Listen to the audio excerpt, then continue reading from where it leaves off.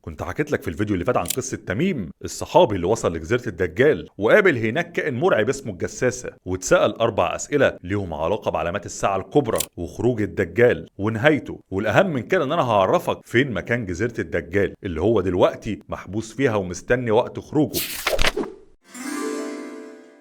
تميم بعد ما اتكلم مع المسيح الدجال اتسأل 4 أسئلة. الأول، هل خرج نبي الأميين الرسول صلى الله عليه وسلم بتاعنا؟ وقالوا له وهو رد عليهم وقال لهم إن الأحسن إن العرب يطيعوه، وده معناه إن خروج النبي عليه الصلاة والسلام بيعتبر بداية أو واحدة من بدايات علامات الساعة. ولكن قبلها سأل أسئلة تانية. أول سؤال كان سألهم، هل لسه نخل بيسان بيثمر يعني بيطرح تمر؟ وهنا قالوا له بيثمر. وبيسان في الأصل هي مدينة موجودة شمال فلسطين المحتلة. المنطقة دي كانت معروفة بإن هي بتطلع أجود أنواع التمور، ولكن طبعا بعد ما الاحتلال حط رجله فيها دمر كل حاجه موجوده هناك وحولها لمدينه جديده اسمها بيسان الجديده، وتم اهمال الزراعه بتاعه النخل، والمدينه اتحولت لحاجه كده شبه الطراز الاوروبي. وبالتالي اول علامه من العلامات اتحققت، والكلام ده حصل سنه 1950 وقت ما الاحتلال هدم المدينه. العلامه الثانيه اللي سالهم عنها هي العلامه بتاعه بحيره الطبريه، وقال لهم هل فيها ماء؟ قالوا له قال لهم اما يوشك ان يجف، يعني خلاص الميه بتاعه البحيره قربت تجف. بحيره الطبريه بحيره كبيره موجوده في شمال فلسطين المحتله، وفي ابحاث طالعه من الكيان ان البحيره منسوبها بدا ان هو يقل، وده لاسباب كتيره. اولا، في اتفاق بينهم وبين الاردن ان هم بيمدوهم تقريبا بحوالي 50 مليون لتر ميه بشكل سنوي. في نفس الوقت هم نفسهم بيستعملوا ميه البحيره للشرب، فبالتالي الضغط على البحيره زاد جدا. ده بالاضافه كمان ان المنطقه دي بقى لها فتره طويله بتعاني من جفاف الامطار في المنطقه، وده اللي خلى منسوب البحيره عمال بيتناقص بسرعه كبيره. وبسبب الكلام ده وانخفاض مستواها قرر الجيش بتاع الاحتلال ان هو يهجم على جنوب لبنان ويحول المجرى بتاع نهر الليطاني ويخليه يصب في البحيره عشان يحاول يطول عمر جفاف البحيره شويه. وده لان هم كمان عندهم نبوءات متعلقه بالبحيره وان نهايتهم مرتبطه بجفاف البحيره، فعشان كده هم بيحاولوا يمدوا امد الجفاف بتاع البحيره. اما السؤال الثالث اللي هو ساله عن عين زغر، وعين زغر دي عين ميه او واحه يعني موجوده في غور الاردن، وعلى حسب شهادات الاهالي ان العين خلاص بدات انها تجف وان منسوب الميه فيها عمال بيتناقص. وخد بالك بقى ان الدجال جه في نخل بيسان قال لهم انه يوشك ان لا يثمر، وفي بحيره طبريه قال لهم انها توشك ان تجف، لكن جه عند عين زغر وما اتكلمش، سكت. وده لان الدجال هيخرج والعين لسه موجود فيها ميه وهيموت وقت ما العين تجف، فعشان كده ما اتكلمش لان هتبقى نهايته وقتها حتميه على يد سيدنا عيسى. وفي الاخر طبعا سالهم على نبي الاميين سيدنا محمد عليه الصلاه والسلام، وده معناه ان ده بدايه للعلامات اللي انا ذكرتها كلها، لكن انا حاولت اعكس لك الترتيب عشان تبقى ماشي معايا. لكن مين بقى هو الكائن اللي هم قابلوه لما دخلوا الجزيره اللي قالت لهم انا الجساسه؟ الكائن المرعب اللي ليه مخالب والشعر مغطيه لدرجه ان انت ما تعرفش وشه من ظهره. في البدايه في اغلبيه الناس اللي ملتبس على الامر، واللي انا كنت واحد منهم ومفكر ان الدبه دي هي الدبه اللي هتنزل يوم القيامه وتكلم الناس، ولكن لا، لما دورت في التفاسير اكتشفت ان كلمه الجساسه هي كائن موجود تحت امره المسيح الدجال وبتتجسس له على العالم الخارجي. ومن الواضح ان هو عنده جساستين، واحده الكائن اللي هم حكوا عنه والتانيه على شكل امراه، وممكن تبقى الكائن اللي هم بيتكلموا عنه ده هي في الاساس شيطانه من الجن، وده لان الجن او الشيطان بيقدر ان هو يتشكل في اي شكل هو عايزه. اما عن مكان جزيره الدجال فالرسول عليه الصلاه والسلام في نفس الروايه عرفنا تقريبا هي ممكن تكون موجوده فين، وقال الا انه في بحر الشام او بحر اليمن، لا بل من قبل المشرق ما هو، من قبل المشرق ما هو، من قبل المشرق ما هو. كررها 3 مرات، يعني المكان بتاع البحر اللي كان فيه الجزيره ناحيه المشرق، فايه الحته الوحيده او البحر الوحيد اللي موجود ناحيه المشرق؟ لو انت جيت تبص هتلاقي المحيط الهادي. الغريب بقى انا لما دورت اكتشفت ان في ابحاث كتير جدا بتتكلم، وابحاث بالمناسبه اللي عاملها مش علماء مسلمين، دول علماء اجانب عادي، بتتكلم عن ان هم بيلاقوا ظاهره غريبه في المحيط الهادي وهي ظاهره اختفاء الجزر. فممكن يكون ربنا سبحانه وتعالى خفى مكان الجزيره زي ما عمل مع الردم او السد بتاع ياجوج وماجوج، او ممكن يكون جعل الموضوع باسباب دنيويه او اللي احنا بنقول عليها يعني اسباب علميه، وهي زي ما بقول لك الظاهره اللي بتحصل في المحيط الهادي عن اختفاء الجزر هناك، واللي ممكن تكون منهم جزيره الدجال. فتنه الدجال الرسول صلى الله عليه وسلم حذرنا منها اكتر من مره، وهي اسوا واشد واكبر فتنه هتمر على المسلمين، لدرجه ان احنا لو شفنا الدجال نهرب منه ما نقاتلوش. الدجال هيظهر وهيعمل معجزات عشان يقنع الناس في البدايه ان هو نبي، وبعدين هيدعي الالوهيه، والناس اللي ايمانها ضعيف هم اللي هيتبعوه، بما فيهم الناس اللي بتكذب الكلام او الحديث بتاع الدجال نفسه. دول هيكونوا الاكثر قابليه ان هم يجروا وراه ويتبعوه. احفظوا بقى الحديث ده كويس وانشروه، لان ده الطريقه الوحيده عشان تقي نفسك من فتنه الدجال. ودي بقى كانت نهايه القصه والعلامات بتاعتها اللي هتحصل كلها باذن الله في اخر الزمان. تنساش بقى تعمل لايك ومتابعه وتنشر الفيديو، ورمضان كريم عليكم. كان معاكم محمود زايد، سلام.